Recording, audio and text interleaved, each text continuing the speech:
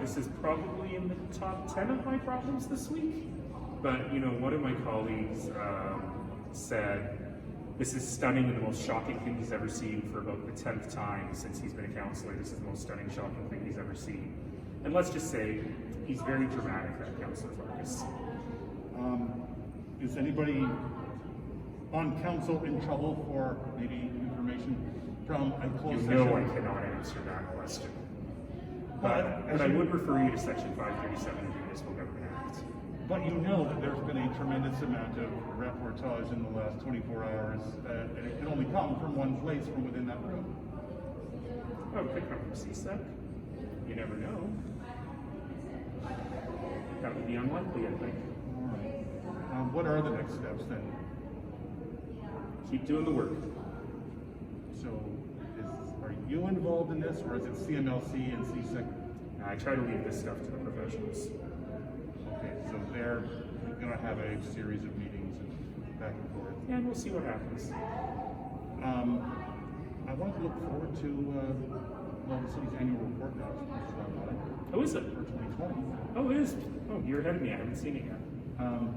But the big headline, I'm sure you briefed them, which is the city posted a surplus last month. Yes, we did. Given everything that happened through the pandemic, how surprising is that? Well, I'm not surprised because I knew it was coming, and I think I had been presaging that it was coming, but there's two important things to keep in mind here. And we'll talk a lot more about this at Priorities and Finance Committee in a couple of weeks, but there's two important things to keep in mind here. The first is that, I just realized I've been off this entire time. There's two important things to note here. The first is that part of this surplus is kind of artificial because our fiscal year, which is the calendar year, does not match the federal and provincial government's fiscal years. So they gave us some funding, particularly federal government, through the MOST program, that's Municipal Operating Sustainability Transfer, which was meant to carry us through the first quarter of this year as well, but it all got booked last year. So the surplus is bigger than it looks because that money has to carry us through much of 21 as well. But the other thing is that the city was extremely responsible in managing our expenses. So for example, our overtime in 2020 is really cut to the bone. Other expenses, obviously we had to lay off a large portion of our staff, which was very difficult. It did result in some bottom line savings.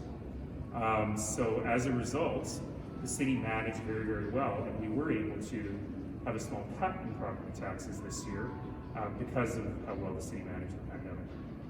Just to close the loop on that, obviously the federal primarily, but the federal provincial support was of great aid to the city's bottom line.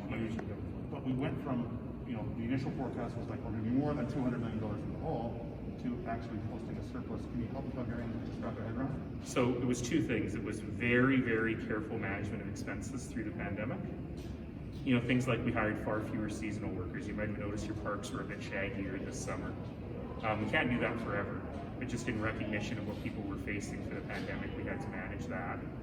And then number two is that federal funding was extremely helpful. We booked it all, it's just accounting, we booked it all in 1 year for expenses that went over 2 years. I have one more thing to ask you about. Mike, you can stop there. I'm doing some research. Mike, why is he being so mean to you? It's how he's on a special project. He's on a special project.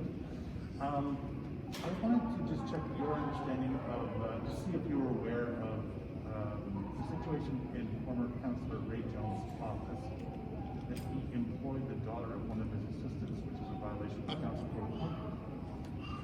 Yes. I became aware of that late last year. So after he was gone. Yes. I know there's a rule against that. I'm told that it was well known within the councillor's offices. So can you help me understand how somebody can do that, break a rule, and nobody does anything? Well, so there are two things that are unhelpful that I can say. Number one is, of course, the councillor's office runs kind of independently. And so they have different rules because the mayor's staff work for the city. That was important to me, that they have the protections and the responsibilities of other city employees.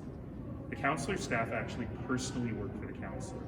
So it's always been a little unclear as to which human resources rules apply in situations like that. All of that said, I really don't try to stay out of the councillor's business. It's the one and only part of the city that I'm really not engaged in.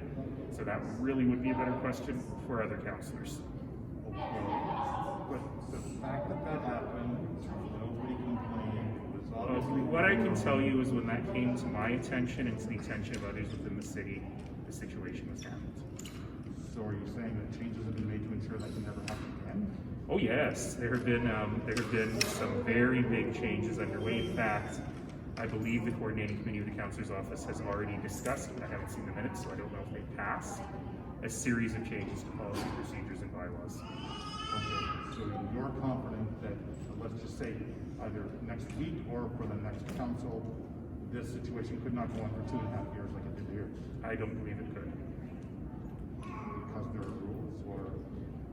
Rules, a CCCO that sees its role as oversight more stringently perhaps than it did before. Thank you, sir.